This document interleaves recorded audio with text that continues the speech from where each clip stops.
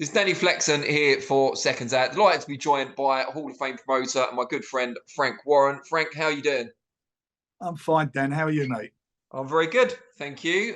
We haven't seen you on the circuit in a few weeks. Just tell people out there where you've been and why we haven't seen you for a while. Well, I had another operation, which is I've been recovering from. So I got the all clear on Friday. So I'm up and about now, and I'm back in the saddle. All in good health now? Sorry? All in good health now, all recovered? Yeah, as good as it's going to get. Yeah, I'm good. Glad to hear it. Well, you seem pretty chipper. You've come back to a pretty busy diary of a full inbox, as they say. Let's start with your son, Francis. You'll have known since October that he's no longer with Queensberry, of course, but we only found out this week when he was a guest on the George Groves Boxing Club podcast. Just tell us a bit about that, his departure, and how you feel about him striking out on his own. Well, I'm pleased for him. He's got a fantastic roster of fighters that he's managing and looking after. What happened at Queensberry, he was looking after all the fighters, liaising with them all. And it got to a stage, because he was a manager of some of the fighters, that there may have been a conflict. So he quite rightly said, look, Dad, I don't think I can do it justice, and I want to focus on my management company. So, God bless him and good luck to him. And that's what he's doing. And we've got quite a few of his fighters on our roster, and we'll continue to promote them and work very closely with them. But he's doing his own thing, and that's for me as a dad is a real joy. Well, yeah, I mean, you're obviously proud of all your kids. Most of them have worked with you in the business. How do you feel specifically about Francis going out on his own, not relying on the family business, the security of working with you guys? Well, that's good. That says a lot about his confidence and what he, where he's at and what he wants to do. And as I say, you've got to look at the boxers he's with, and you look at the, how they're all progressing. He's done a fabulous job with them. So I've got every confidence that he'll go from strength to strength in the management business. Now, this week we saw the finale of the TV series Succession. I know you're a fan, as am I. All about kind of a family, powerful family, all vying with each other to succeed their infamous father, who, spoiler alert, infamy. They got it, infamy. Exactly, yeah. Francis, if we're drawing parallels, is now out of that equation, I guess. George would be in pole position. I'm sure he'd be glad to know. But what do you think about the parallels between Succession and your family and the way you've developed your business? No, we're a much nicer family than that. No doubt about it. No, listen, George is the CEO anyway. The day-to-day running of business has been in his hands, and certainly he's done a good job in the last 12 months of what he's, with what he's doing in that key position. So, I have every confidence in him. They're all different.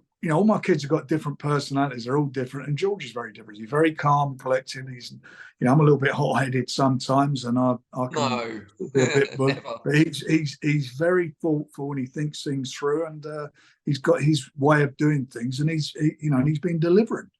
He's very good at what he does. Do you see any similarities in yourself with the main character or former main character Logan Roy in Succession? Only age. Fair enough. Can't argue with that one. Let's just go back to the weekend before we talk about more current matters. Show that you guys had a hand in, of course, in Belfast. Didn't go the way of Mick Conlan, unfortunately, in the main event. So just some reflections on that. And also an update, if you don't mind, on Lamati, Ludumo Lamati, who was injured, of course, against Nick Ball in the chief support. Well, I think first he'll deal with the which I feel is the more pressing one, which was Ludumo Lamati, as you say. He suffered a bleed to his brain. He had a surgery to relieve the pressure of the blood building up. He was then put into a drug-induced coma by the doctors. At the moment, he's uncomfortable. He's recovering. We were told this morning they're pleased where he's at the moment, in the recovery zone. We got two people on the ground over there who are obviously monitoring on behalf of us and making sure that anything that is needed, if is needed, is done. we're bringing his family, and I hope we were looking to try and get him in, but it's taken, not from our point of perspective, but it's taken a little bit longer to get me here. I hope they arrive either this evening or this morning. So he'll have a member of his family, or maybe a couple of members of his family, at his bedside when he is taken out of the, brought out of the coma. All his team all went home. So that wasn't from our perspective.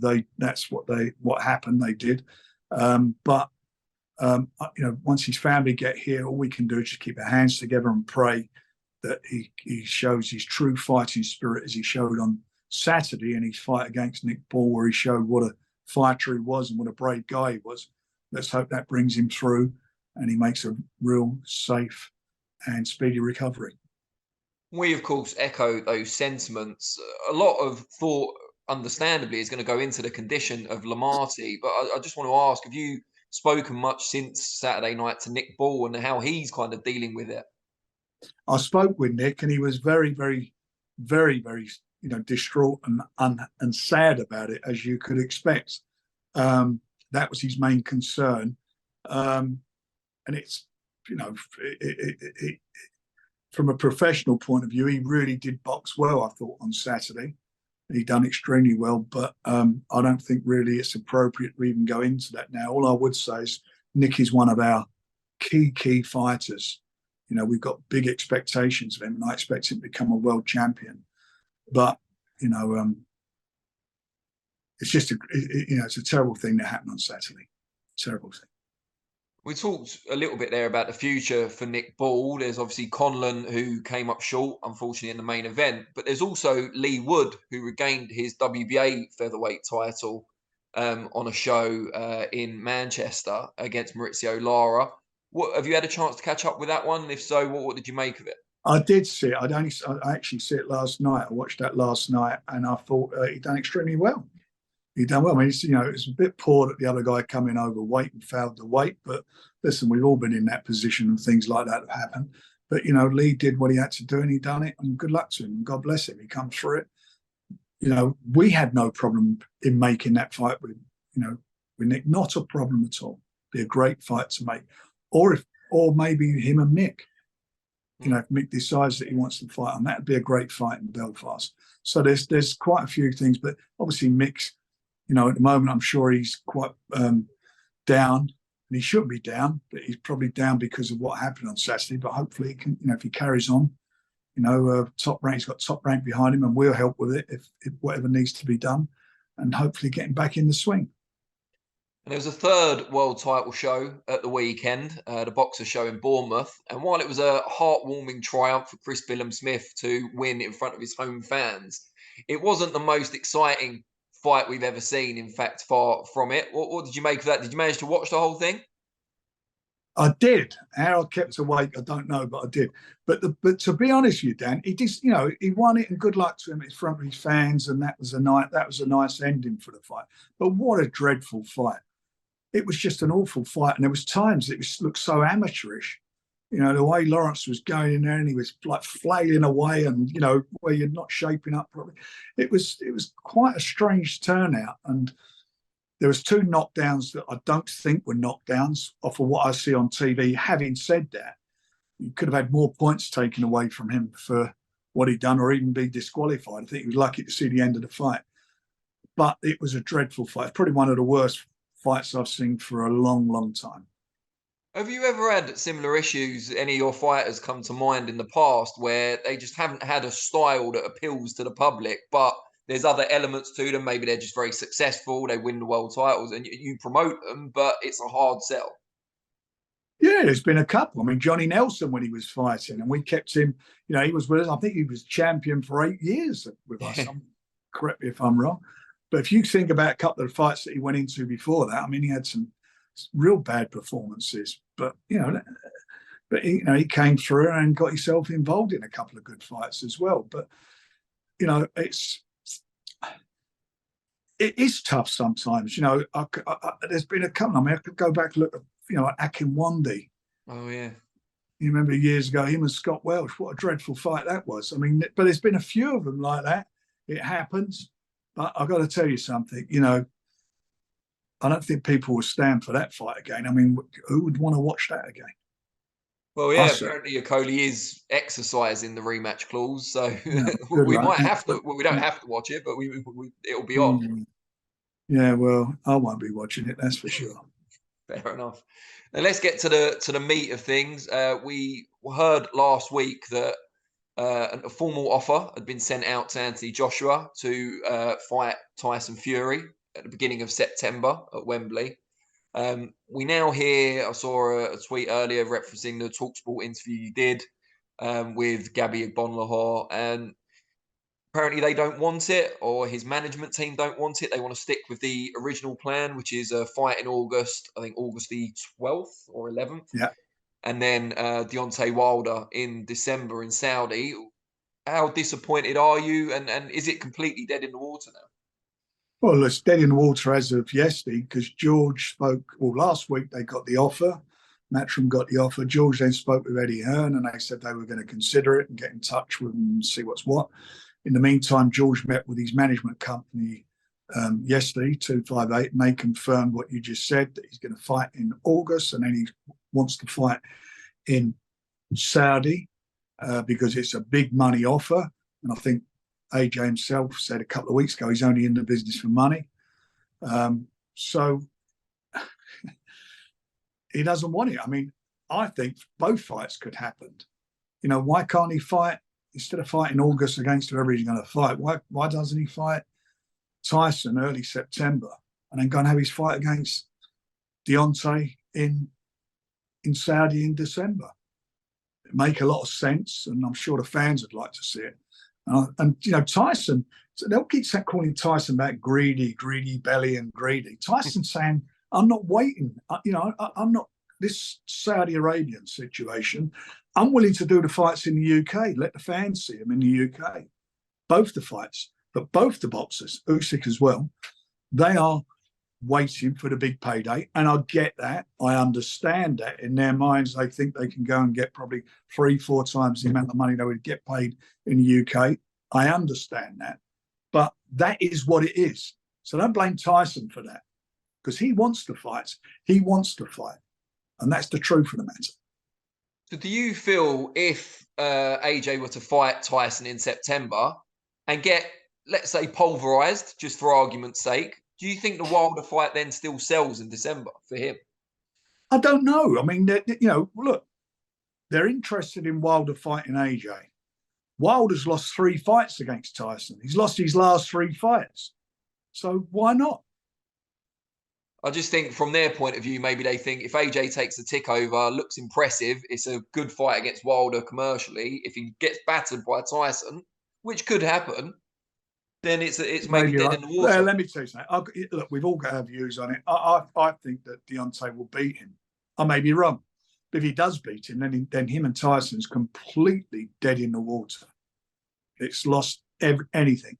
And for me, for a fighter to get an opportunity to fight for a world title, to fight Tyson for the WBC belt and to get 40% of the income is a golden opportunity. And what was this? Look, that's their choice. That's their choice. But what was their specific reasoning? Was it simply that we've made our plan, we're sticking to it, that's it? Or was it we prefer this plan to Tyson? Or what was their thinking? Well, look, when we talked about doing this fight, and I generally thought the fight was going to happen last December, when Tyson said, I'll fight him and we'll do 60-40, etc. And it turned out we did all these negotiations. We agreed everything. We put a draft contract together. There was one or two minor issues, one being arbitration here, and if we couldn't agree on certain things. But the bottom line of it was that fight could never happen because we didn't know at the time. He, in his mind, he got rid of his trainer and he weren't going to be ready. So he wasted a lot of time on that.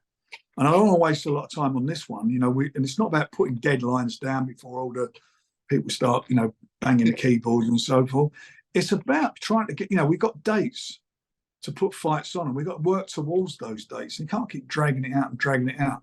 But, to their credit, they've said what their position is. That AJ doesn't want to do it. He wants to. I don't know if he's going to fight in August. I shouldn't think if they're concerned about the big money fight in in December, you've got to assume that he's going to fight, somebody who they feel pretty happy about as an opponent. Fair enough. But, look, even as we sit here now, for me, I wish AJ would change his mind. Because 2 years ago when we were putting this together and there was all talk about it going on in Saudi, everybody was up in arms about that. This fight should be in Britain. Well, here's an opportunity to put it on in Britain. Let's try and do it, boys. Do you think maybe some of it's to do with having the new trainer? If he fought Fury, it'd only be the second fight they've been together. Well, look, that might be the case, but then Tyson had a new trainer and went straight into welter. That's what he did. Put on the best performance of his career, arguably, as well. That's it. It's what the confidence. And I've got to be honest, I understand. I do understand that. But these kids, they're not youngsters. That's more. I think that is more with Daniel Dubois than it is for AJ, who's been around the block. He's been a world champion for 8 years. He's got all that huge amateur background. We'll talk about Dubois shortly because obviously he's got his own big world title fight coming up. But I just want to ask on Fury, if that fight is now dead in the water for September, what are the alternatives? Who would you be looking at now for Tyson? I'm not going to go into that at the moment, Dan, because got to look at what we feel is something that's going to be attractive and people, hopefully are going to buy into, because, Tyson's, in some ways, he's as much as he says he's willing to forsake money to do the fight in the UK, he's still got to earn money. We've still got to sell it and make it viable. So we've got to look to see where we are and work out what the fight's going to be after that as well. So we're looking at, what we're doing the rest of this year. So we have to keep an eye on all of it. But, he was willing for the two big fights. We were looking at Ruiz, but he asked for $20 million. So again, that was crazy. That's, if he goes to purse bids and he's a mandatory, that's $100 million bid. Yeah. Are you still set on Wembley in September, whoever the opponent might be? That's we got a couple of options, but that's one of them. Yeah. And all the talk of a fight in Australia against the likes of Jai Opetaia, Dempsey McKean, was that kind of some local media flavour while Tyson was out there, or is that a realistic possibility? Well, look, there is an offer going to be made. We haven't had it yet. If we get it, if and when we get it, we'll look at it and consider it. But we haven't got anything yet, so it's pretty pointless discussing it. Now, this latest collapse of negotiations for a Tyson Fury fight, it's now twice with Joshua, at least once, maybe twice, depending on what you look at with Usyk. People will blame Tyson, whether you like it, because he's the common thread in those negotiations. It doesn't mean it's fair. Well, so are they the common thread in those negotiations? But it's different people, isn't it? So it's Joshua, it's Usyk, but Tyson's the ever-present. So explain to me then, if you agree to take 60-40, you draft a contract, and then you say, I can't fight because I won't be ready and I've not got a trainer. That's not Tyson's fault, yeah? Yeah. Because that's what Frank Smith said. But so it's not Tyson's fault. Do you so then you talk about Usyk, and what Usyk said is Tyson said, 70-30. And he came back and said, yeah, I'll do that. And then he said Tyson was asking him for other things. It was one thing, which was the rematch. He didn't want a rematch clause. And he's come back since in the last couple of weeks and said, look, if I lose, I don't want a rematch. If you lose, I'll give you a rematch. That's what he said before the Daniel Dubois fight. And they not even commented on it. Let me tell you what the common thread is. Saudi Arabia and the amount of money they think they're going to generate in Saudi Arabia, where they can get 3 or 4 times more money. That's the common thread. Tyson, the only common thread with Tyson is he's saying, I'll do these fights here in the summer, or I'd have done them in spring. That's the common thread. Do you ever find Tyson difficult to deal with when you're negotiating these big fights? I find lots of people difficult to deal with, including Tyson at times can be difficult to deal with if it's not what I want. Yeah. And what negotiation is compromise. And we compromised. We compromised with Joshua by giving him 40%. If Joshua gets into the number 1 spot, if he fights Wilder's #1 in the BC. If he beats him and he goes to #1, and that fight goes to purse bids, it's 80-20. He's giving up 40%. Just on Tyson, before we move on, I've asked you this before, I think, but do you ever ask him or think about asking him to stay off social media while these big fights are being negotiated? Yeah, look, he is an impulsive person, and he says what's on his mind. And I've got to tell you something. And he proved me wrong twice. He told me both times, well, 3 times now. He's told me that Joshua wouldn't fight him in December, and he said he wouldn't fight him over the summer when we spoke about it, and I put it to him. So let's have another go. He said it won't happen, and he's right. And he said Usyk was the same thing, and he was right. So what am I going to say? He was right what he said. And the reason he put deadlines on one of those fights was because I kept going back to him when they were saying they're coming back in 48 hours or 24 hours, and they weren't coming back. So he was like, well, give them another week. And I said, don't say nothing at the moment. This time round, he said nothing. There's been no deadlines were set. Nothing was set. We played it absolutely with a straight back. We haven't been talking to you or anybody about this. We've had the negotiations. Now we're saying what's happened. Fair enough. Usyk Dubois, big fight, likely to take place in August, we believe now, in Poland. They're just firming up the date at the moment, I believe. You were on a great run of purse bids, and then Alex Krasuk's decided to anoint himself the new king of purse bids. $8 million to $5 million, I believe. Still a $2 million payday for your man, Daniel Dubois. What did you make of not just losing the bids, but the fight now taking place overseas? Well, first of all, the purse bid is split 75-25. So they got 75% of the money to play with. I don't know whether they're paying their guy $6 million or not. Daniel's getting what he was getting, we can only bid what we feel the fight was worth. There was only 2 people who bid for the fight. That was us and them. No one else bid for it. If Daniel Dubois was fighting Tyson Fury and it went to purse bids, it would generate 4 or 5 times more money than that purse bid. It's a fact. It would do. That's the value of Tyson. That was the 70-30, what he was talking about, because that's what he brings to the table. So it is what it is. Daniel's in the fight now. I genuinely believe he can win that fight. I think he'll upset the odds because obviously the other guy's the favourite. I think he can win it. And if he wins it, we are in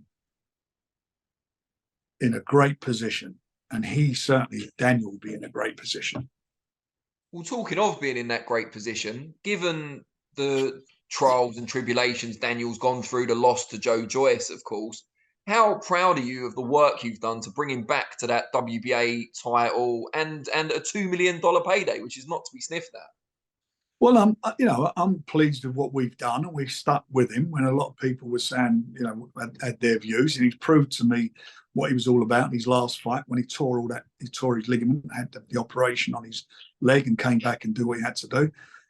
But I'm also proud of what everybody's done. What the team, his management, have done. They're big believers in it. Martin has done a real good job as a manager, and he's now moved on with it, as we know now, with a different trainer. But everybody did well. He's moved on now, and Don's got the bit between his teeth. He sincerely believes that he can win. It's not like Don's not been involved in world title fights in heavyweight divisions before, so he brings something to the party. It's not an ideal situation, leaving one trainer for another. But having said that, Tyson did it. Yeah, and went on and won the world title. So it's there to be done. So I'm pleased he's in the position he's in, Daniel, and I just hope he fulfills what I believe is his destiny to become the full world champion. And you mentioned there about Daniel moving on from Shane McGuigan to Don Charles. Is that the sort of decision that you would be consulted on by Daniel or by his father or Martin or anyone? I'm not going to go into the details, but it was a family situation, and it is what it is. I mean, it's not going to be reversed, and we just get on with it. What about the choice of the new trainer? Is that something where they'd ask you who you'd kind of advise them to go with, or do they just choose? They spoke to me about it. They spoke to Martin about it, and they are where they are, and that's it. And we move on with it. Don was in the office, and we spoke a couple of times. Don knows what's what. He knows what he's got to do, and he's very confident, very confident of Daniel's ability and what he can do. He said he's like an unbelievable puncher and learner. And on the subject of Usyk against Dubois, TV-wise, obviously Krasuk will now own those rights. How big will you be urging BT to chip in to try and get it on your channel? Well, we want it on BT, or as it will be then TNT. We want it on there, and we'll make an offer the same as anybody else who's interested to do it, and whoever pays the most money will get it. How disappointed are you when fights go to other broadcasters in these situations when they involve one of your guys? Or is it just one part of the business? It's part of the business. All I want is my guy to win. Yeah. It's only a come back to where we're on at. TNT, yeah, exactly, yeah. We talked about Joyce there. He obviously suffered that defeat earlier this year to Zhilei Zhang. Punishing one. Obviously, the eye swelled up really badly, closed by the end. Wanted the immediate rematch. What was your view on that? Did you think he was right to do it? Look, from his heart, it shows you what he's all about. You know, he wants to change where he's at. He's got to change dramatically his tactics this time round. I think he struggled with a southpaw stance, having not fought one for a while. I think he gets caught in fights. We all know that. That's nothing unusual. You've seen it happening in work, like he did against Parker. But he came through and he got the better of it. He can't afford for that to happen again. He's got to deal with that southpaw stance. I genuinely believe that his eye hadn't started closing, if it hadn't been for the eye injury, I think that the tide would have turned in the latter rounds. That's my opinion. I may be wrong, and I'm sure plenty of people out there are going to say you know what you're talking about. But that's what I felt, and I feel if he can deal with the southpaw stance on the rematch, I think he'll come through it and get his place back at the table. We spoke to his management team a little while ago, and they said one of the main reasons they took an immediate rematch, because there was the option to have one in between, was that they want him back in that WBO interim champion status by the end of the year in case mandatories get called, which I can understand. But it's a bit of a complication, isn't it? Because maybe ideally for him with the eye and tricks with the southpaw stance, it might be better to have one in the middle. Yeah, there's a case for both arguments there, and you can do it. All you can do is deal with what the reality is, and then afterwards, if we get it right, told you so. If we got it wrong, maybe we should have taken a fight in between. We can all be wise after the event. It is what it is. But I take my hat off to Joe for want to get straight back in there. He's a tremendous fighter, as is Zhang. I mean, don't underestimate him. He showed what he was all about as well. He's a good fighter, a very good fighter. Now, I wanted to ask you, obviously, as I said, you've been away from the circuit the past few weeks. We saw the Katie Taylor-Chantel Cameron fight, which was a big occasion out in Dublin. But we also saw a bit of a, whether it was staged or not is something we can discuss, but a row at ringside between Conor Benn and Kell Brook. First of all, what did you make of that? And have you got any interest in seeing that fight? I've only got one bit of interest when Conor Benn fights, is that he clears himself and then fight. Because that's what boxing, that's what we need. It's like Zolani Teti. He is where he is. You've got to clear himself. And if he can't clear himself, then he can't fight. And that is it. That's whoever it may be. Got to clear yourself, and if you don't clear yourself, you serve your suspension, and you get on with it from there. It was a pretty. I mean, we talked about it a million times. It was a pretty dreadful episode. It didn't do anybody any favors, and him and Kell Brook at the moment, I've got no interest in that, me personally, whatsoever. And I don't know why anybody's talking about it until he can get himself cleared up. And I don't know, where that fight would take place anyway. It's interesting you say that. Why are people even talking about it? Because this is something I've seen raised on social media in the past few days, is the ethical aspect of negotiating fights for Conor Benn while he's still going through that process of clearing his name with UKAD. How do you feel about that? You know, should it just be a blanket, let's not even look at future fights for now? Well, that's what it should be. And if you are going to negotiate, just do them behind the scenes in case he gets cleared. Mm. Stop making it public. What you're trying to do, you're trying to force the issue, and you're not going to force the issue. UKAD have made it very clear what their position is. Listen, I'm not a big fan of UKAD. I think the way sometimes they go about it, they balls it up completely. The time it takes for things to happen and so forth.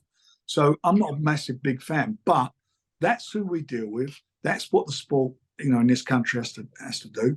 That's what boxers sign up for.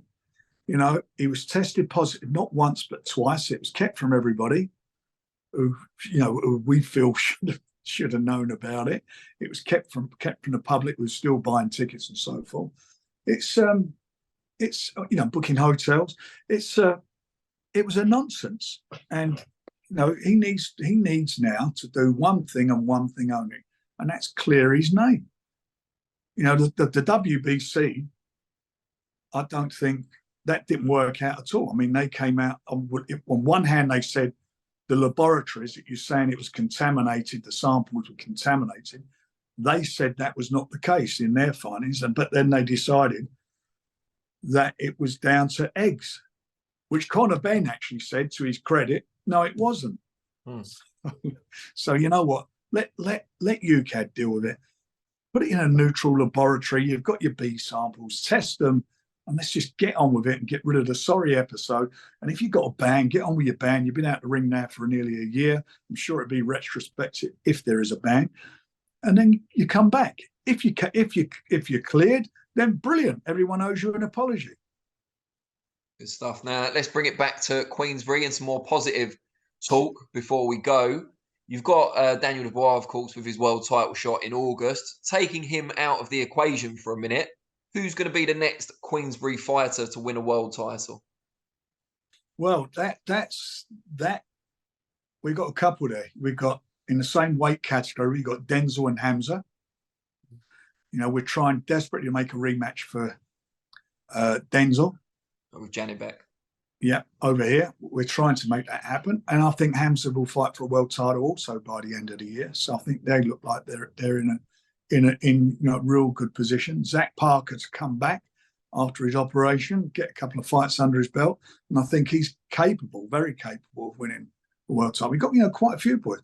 Nick Ball's on the cusp of it at the moment. And I don't want to leave it. If I've left anyone out, I apologise, but I can't keep going through loads and loads of names. But they're the sort of ones who are immediately there. And just a quick couple of returns. Oh, sorry. And obviously Anthony Yard. That was going to be my next question. Anthony Yard and also Dennis McCann. When are we likely to see those two guys back in the ring? Over the summer. Excellent. Frank, always appreciate it. Great to see you back on the scene. And let's hope everything stays that way. Fingers crossed. Touch wood.